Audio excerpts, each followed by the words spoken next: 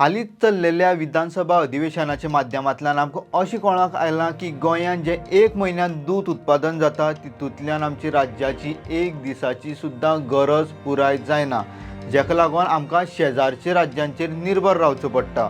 मंत्री निळकंठ हळर्णकर म्हणटात की state cooperative milk producers union limited म्हणजेच गोवा डेरीन 2024-25 फायनान्शियल वर्साक 37,986 लिटर्स दूद उत्पादन केलें, पूण राज्यान जी गरज आसलेली ती म्हणटा ती 48,818 लिटर्स।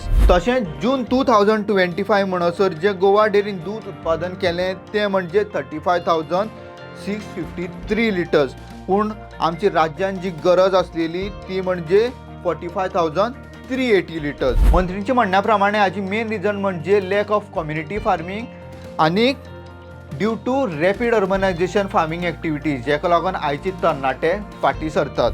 मंत्री अशेंय म्हणटात की शेतकऱ्यां कडेन बारीक कुडक्यांनी जागा आसले कारणान हें जें दूद उत्पादन आसा तें मोठ्या प्रमाणात करपाक गोंयांत शक्य ना।